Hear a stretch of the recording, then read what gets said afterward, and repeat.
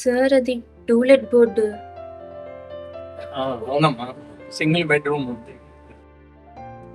ఎంతమంది ఉంటారమ్మా? నేను ఒక్కదాన్నే ఉంటానండి. ఓ, ఇంకా పెళ్లి కాలేదా? లేదండి, నిశ్చితార్థం మాత్రం అయింది. మరి అమ్మ నాన్న ఎక్కడ ఉంటారమ్మా? వాళ్ళు ఊళ్ళో ఉంటారండి. నేను ఏదైనా ఉద్యోగం చూసుకుందామని. అదేంటమ్మా, నిశ్చితార్థం అయిందంటున్నావు, మళ్ళీ ఉద్యోగం అంటున్నావు? మా పెళ్ళికి ఇంకా టైం ఉందండి. ఆయన లండన్ లో జాబ్ చేస్తున్నారు. అయితే ఆయన వచ్చేదాకా ఏదో ఒక ఉద్యోగం చేసుకుంటాం అన్నమాట. అవునండి, ఇంతకీ అద్దె ఎంత అండి? అదే 8,000, 2 నెలలు అడ్వాన్స్ అమ్మా. నేను ఉండేది ఒక్కదాన్ని అండి. 8,000 అంటే ఈ అమ్మాయి ఎవరండి? ఈ అమ్మాయి అద్దె కోసం వచ్చింది. 8,000 అద్దె అంటే నేను ఉండేది ఒక్కదాన్నే, తగ్గించమని అడుగుతుంది. అవునండి, నేను జాబ్ చేసుకోవటానికి వచ్చాను. ఒక్కటే అంటుందిగా, అది చూసి చెప్పండి. సరే, ఒక ఆడదానికి ఇంకో ఆడతో ఓటేసాక చేసేదే ఉంది. అదేదో నువ్వే చెప్పు. ఇదిగో అమ్మాయి, 6,000 అద్దె, 2 నెలలు అడ్వాన్స్. సరే అండి. ఆ డబ్బులు నాకెందుకులేమ్మా, ఆయన చేతికే ఇవ్వు. ఇంట్లో మాటలు మాత్రమే నాయి, చేతలన్నీ ఆయనవే. ఆ మాటలు చెప్పాక విషయం తగ్గొట్టేశావు. అరే చందు, చెప్పండి నాన్న. ఈడనమ్మా నా పుత్రరత్నం చందు అని. సరే అండి, ఈవినింగ్ మా లగేజ్ తెచ్చుకుంటాం. సరేనమ్మా. సరే అండి, బాయ్ చందు. బాయ్.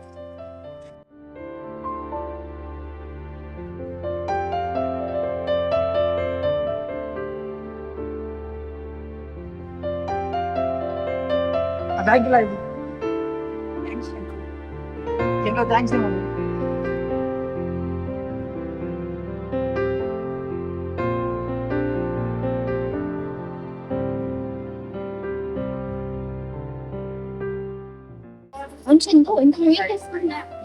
నేనా, పక్కనే మా ఆఫీస్, ఏదో జాబ్ చేస్తున్నాలే. మరి నువ్వేం చేస్తున్నావు? ఎంగేజ్మెంట్ అయితే అయింది. నా ఉద్బి యూకేలో ఉంటారు. మ్యారేజ్ కి ఇంకా 1 year ఉంది. ఈ లోపు ఖాళీగా ఎందుకు ఉండటమని జాబ్ చూసుకోవటానికి వచ్చాను. ఓ అవునా? అవును, మీ ఆఫీస్ లేదని వేకెన్సీ ఉంటే చెప్పొచ్చుగా. ఉన్నట్టున్నాయి, చెప్తాను. అమ్మా, లగేజ్ కూడా తీసుకొని వచ్చావా? అవునా, నువ్వు తెచ్చుకున్నాను. లోపలే తీసుకురావడంలో చందు హెల్ప్ చేశారు. వాళ్ళ ఆఫీస్ లో ఏదైనా వేకెన్సీ ఉందేమో అని అడుగుతున్నారు. ఇంట్లో మీరే వచ్చారు. సరే, ఏదైనా జాబ్ ఉంటే రికమెండ్ చేయొచ్చుగా. ఉంది నాన్న, చెప్తాను. అంకుల్ ఆయన ఫోన్ చేస్తున్నారు. అంటే మనకి ఈవినింగ్ కదా, వాళ్ళకి మార్నింగ్ ఇప్పుడే లేచింది. సరే అమ్మా, నువ్వు మాట్లాడు, మేము వెళ్తాం.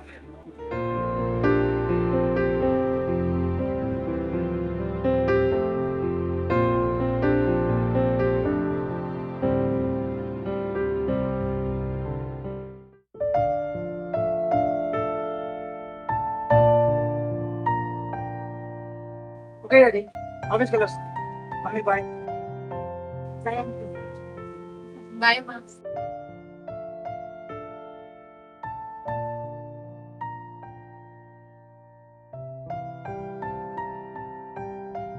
ఏంటి అలా చూస్తున్నావు?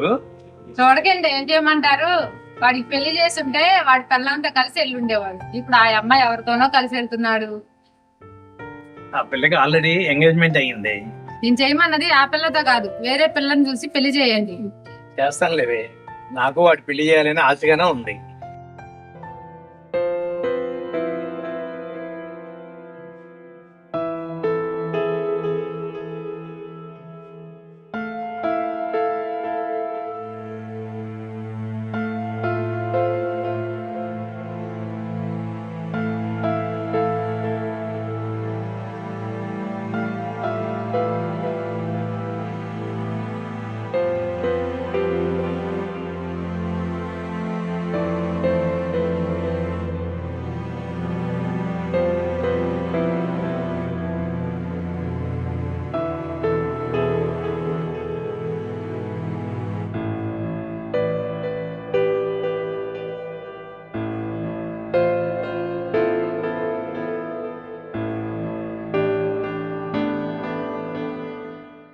ఎక్స్క్యూజ్ మీ, రావచ్చా?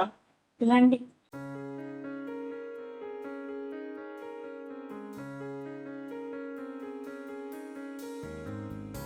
ఏదో మూడవుతున్నట్టున్నా. నా మూడ్ ఆఫ్కి రీజన్స్ ఏమన్నా ఆయన ఫోన్ చేస్తారు, ఇష్టం వచ్చినట్టు మాట్లాడతారు, అంతకుమించి ఇంకేముంది? సరే రా, బయట కూర్చొని మాట్లాడుకుందాం. ఇక్కడ కంఫర్ట్ లేదా? అంటే అలాని కాదు. సరేపా.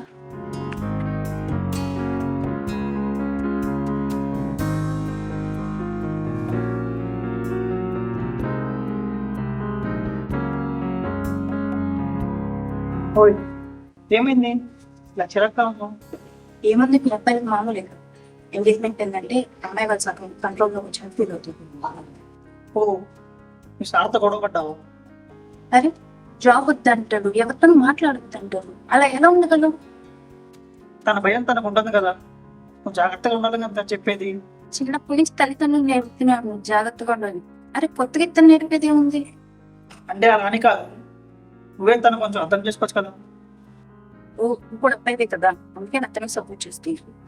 అయ్యో, అలాని కాదు, అసలు మీ పర్సనల్ విషయంలో నేను ఇన్వాల్వ్ అవ్వడం నా తప్పు. ఎలా చందు, ఏంటి చాలా డీప్ డిస్కషన్ లో ఉన్నట్టున్నారు ఇద్దరు? అలా ఏం లేదు నా, ఏమైనా ఉంటే అన్నాను. అరే ఎక్కడికి కూర్చో.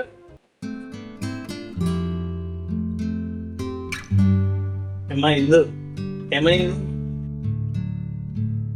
ఏమ్మా ఇందు, ఇలా రా, ఇలా వచ్చి కూర్చో.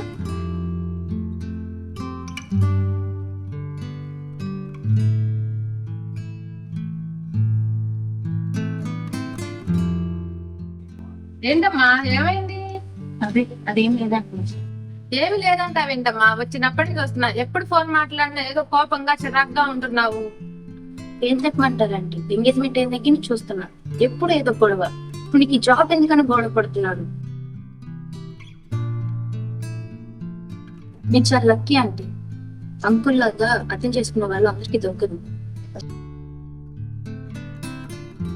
అమ్మా ఏమి అనుకోకపోతే మాట్లాడమా.